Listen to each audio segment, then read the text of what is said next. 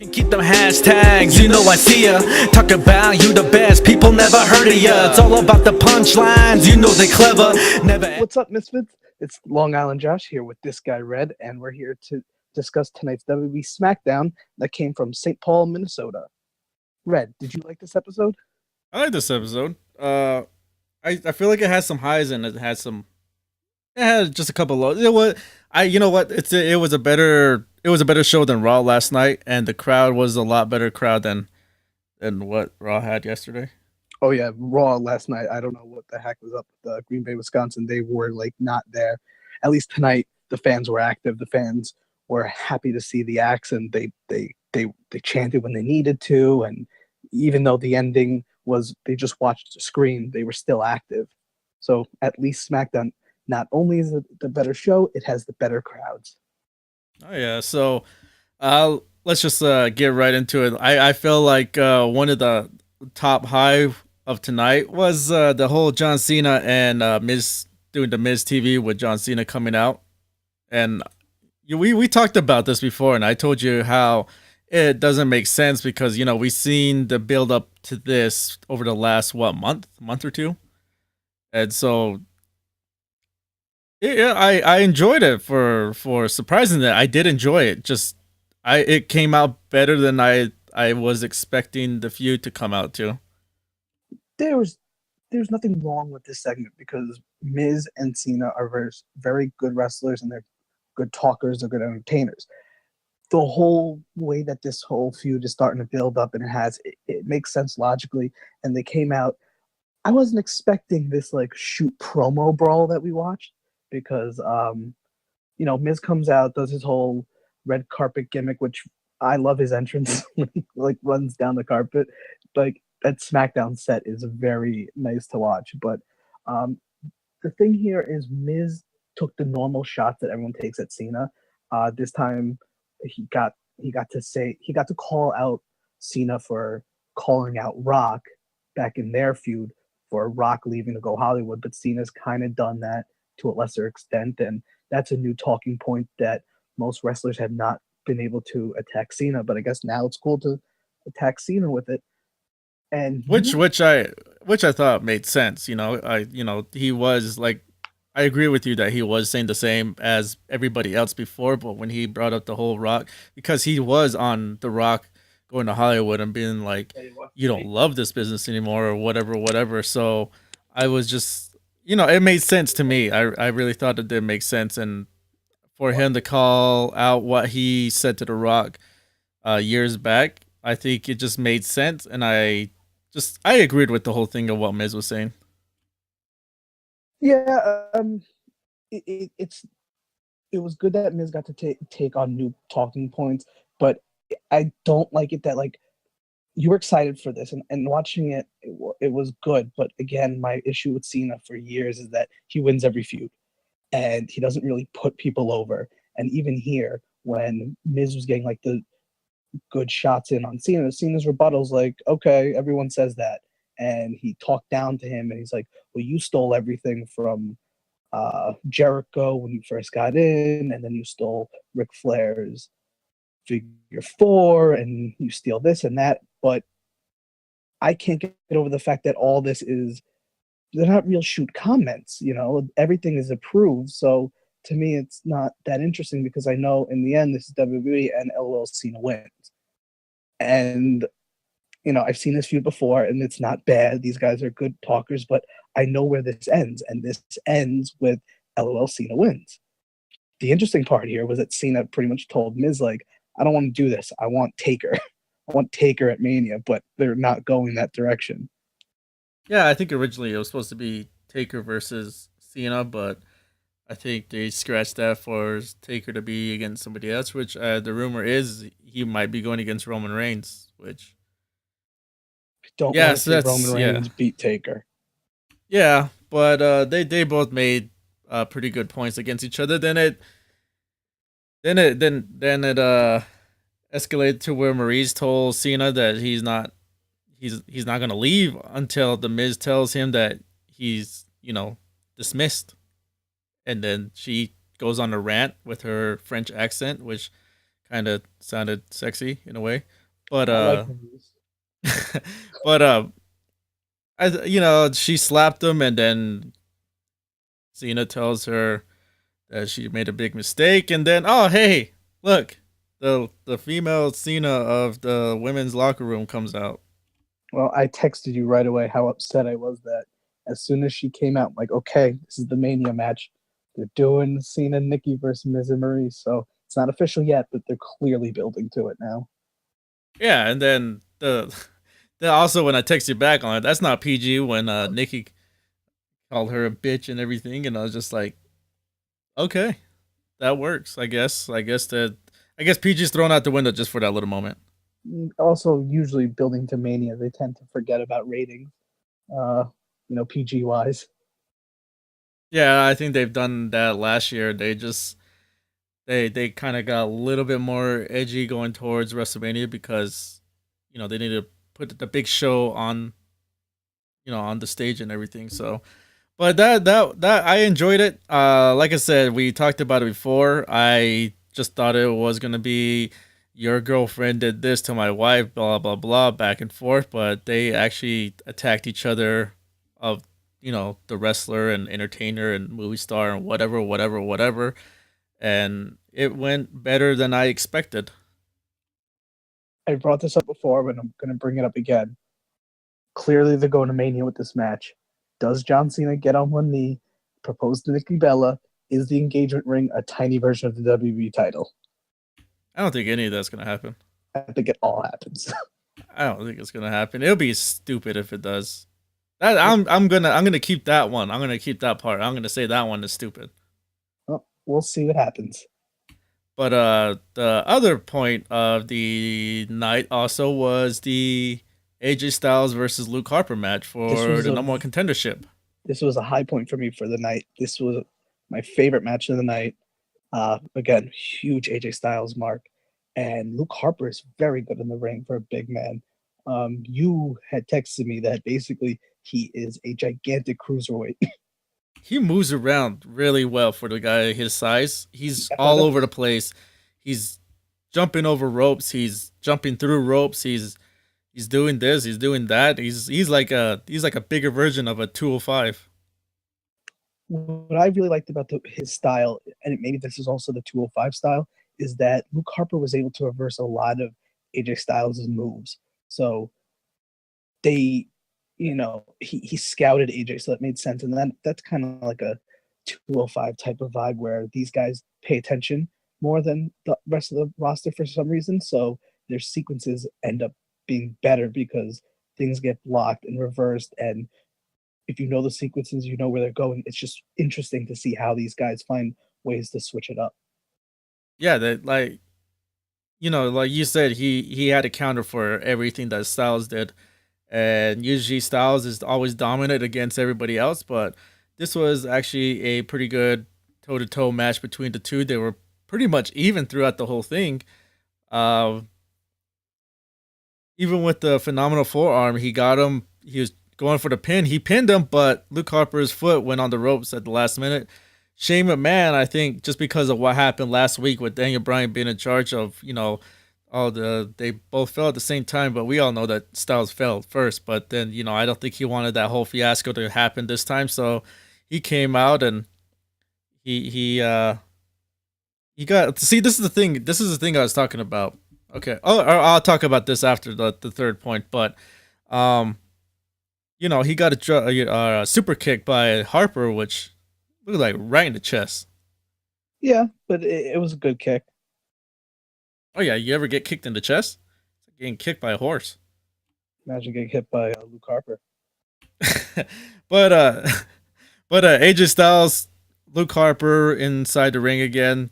AJ Styles pinned him, just basically pinned him. I wasn't expecting it. Like, it just came out of nowhere. I really thought that they were gonna go with Luke Harper going against Bray Wyatt at WrestleMania, but that kind of surprised me there. I mean, I'm not saying that it was like an upset, but I thought just the way storylines are going now. No, I agree with you. I thought that it was going to lead to a three-way where it's basically just the whole Wyatt family. Bray Wyatt defends his title against Luke Harper after Luke wins the #1 contendership, and then Randy, for whatever reason, turns anyway. So you have a three-way. So that's where I thought they were going. So when AJ won, I was surprised, but I was happy because, again, huge AJ Styles fan. So I'm glad he's going to be in the main event of WrestleMania. Technically, probably not the last match, but the way that they use their language, he will be in the main event of WrestleMania. Yeah, so let's talk about the third point of the night. It was Bray Wyatt segment with Randy Orton burning down the what is it, the white It's been referred to as the compound. It's also been referred to as the kingdom in this promo. It was also referred to as the temple. So I thought this standalone was a very entertaining ending, but I don't think they've really shown a lot of this, the importance of the kingdom and whatever it is. They've always been very vague with Bray Wyatt. So like when Randy's in there, you're like, oh, okay, like this is the whole scene, this is the setting for everything. But to me, it stood out, but like they should have been doing more over the past few months. So when this segment happened, you're like, oh, this really is impactful because they've actually built Sister Abigail, what the importance of the cabin is, kingdom, wherever, was it that no one could ever get in unless Bray was there? So now that Randy had the keys to the kingdom, he could get in by himself. Like things like this, I would love if they had it more fleshed out. But the segment itself was quite entertaining. Yeah, and I we don't really know too much about the compound. The only time that we've ever seen about it is that whole thing between the Whites and the New Day. Shout out to Matt Hardy and Jeff Hardy. And, I want to touch on that when we get further into this. And Senor Benjamin, but that's the last time that we ever seen anything. But they didn't go into an backstory, the whole thing. I don't know. This is the thing about it is that Randy Orton says that he's going to see Bray Wyatt at WrestleMania. We just saw a #1 contender match with AJ Styles winning. This is the thing about it is that it was supposed to be Randy Orton versus Bray Wyatt at WrestleMania. So what does this do for AJ Styles? The story was that AJ Styles was supposed to be fed up with the whole the whole SmackDown management with Shane McMahon, and the rumor was that Shane McMahon was supposed to go against AJ Styles at WrestleMania. So what happens here? Does Randy Orton say, I want my title match because I won at Royal Rumble? So does Shane McMahon say, well, AJ Styles, you since Randy Orton says he wants it back, he gets it back. So does this set up to where Shane McMahon takes away the #1 contendership from AJ Styles, and AJ Styles gets fed up, challenges Shane McMahon, and then we see that over at WrestleMania? Not exactly, but I think you're on the point of what's going to happen. What I think is going to happen over the next week or so. I think next week Randy comes out and he explains that I didn't technically give up my Royal Rumble winning spot. Instead, I said I would never use it as long as you are my master. You're no longer my master, so therefore I want to use it. But in my eyes, he technically gave it up. That's why they had to have the battle royale that led to the disputed finish between Luke Harper and AJ. That 10 night, we finally got an answer to who's going to be the new #1 contender. It's AJ Styles. So what I think is going to happen, though, because of what happened in AJ Styles versus Luke Harper, where when Shane got kicked in the face, AJ, one, he didn't stop it from happening. He kind of set it up. And then after he won the restarted match that Shane restarted, he got in Shane's face. So what I think is going to happen is Shane will tell him that Randy and AJ will now have a match on SmackDown in a week or two for the #1 contendership, which I'm guessing Randy wins. So then it brings Randy and Bray at WrestleMania. And because AJ thinks that it's complete BS what would happen to him, which I think is also BS, he then feuds with Shane, and then maybe you get Shane AJ at WrestleMania.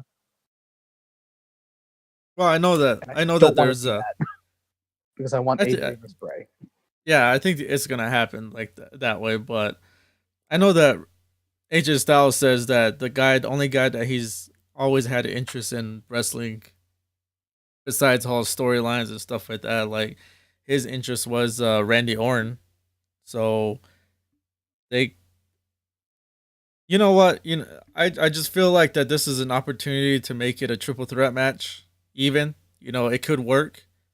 Hey, hell, throw Luke Harper in there. Let's just make it a fatal four way for the WWE title. It could be good, and I well, I don't prefer know. that than my splitting this into Randy and Bray versus uh, AJ and Shane. I don't want to see AJ Shane. I'd rather see a 4-way or a 3-way for the title.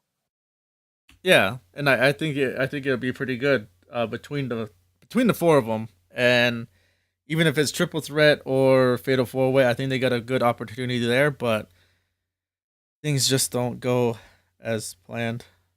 But you never know. I mean, the other big points on SmackDown was the 2 out of 3 falls match with Mickie James versus Becky Lynch, and Becky won. So good for her. And like they have been building up to this for the past few weeks. So I feel like this match should have meant more, but for whatever reason, it's just not standing out to me tonight. Yeah, it's just one of those that it's gone on for like since Elimination Chamber, so it's kind of losing its gas. I feel like it's just losing its gas, and you know, it is what it is with it. And then there was a backstage segment with Carmella and James Ellsworth, and they get involved with Cena and Nikki Bella. So next week we're going to have those two teams tagging. And again, this is just building to Cena, Nikki versus Ms. Maurice. I'm wondering if what we might see is maybe if they keep doing these couple matches that Cena and Nikki will develop some type of tag team sequences or something. So by the time Mania happens, there's spots to cheer for. I don't know. I hope it's as good as how it was. If it just blends over for the next, like, oh, Nikki's like the backbone of both of us. It's like, I mean, maybe what's going to happen is Miz gets involved and James Ellsworth pins Cena because of hey, it could happen. James Ellsworth, Chins McMahon, as Chris Jericho calls him. I like that one. The other thing is Dean Ambrose had a match, but before it even started, he hit his opponent Kurt Hawkins with the dirty deeds, and he cuts a promo on Baron Corbin. Baron Corbin responds on Titantron. They're continuing this feud. God, your tattoos are more uglier on a bigger screen. He calls it. I don't like Dean Ambrose's lame humor. I don't like those type of lines. I like Baron Corbin because he's a Baron Corbin. Wolf. Yeah, Baron Corbin's good. He's the badass that Roman Reigns should be. You know, Baron Corbin doesn't care about anyone. He just wants to do. He's there for himself, and you know what's not to like about someone who is there to win and prove he's best. This is pro wrestling. That should be the goal. Like I can't not like Baron Corbin. You got the lone wolf, and you're comparing him to the big dog. I prefer the lone wolf over big dog any day. And then I thought this match should have been more than what it should have been. The Ziggler versus Apollo Crews match. It was supposed to be a chairs match, but I don't know. It felt flat for me throughout the whole thing. I think it's because Dolph Ziggler's flat. I gave up on him a while ago. I don't really care what he does. It's too bad that I don't know. They messed up Apollo Crews.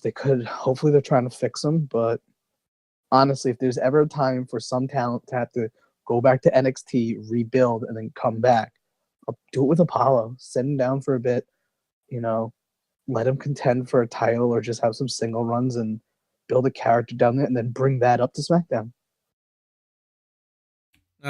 This show has some highs and it had its lows, but I think it was an overall. I enjoyed it better than Raw last night.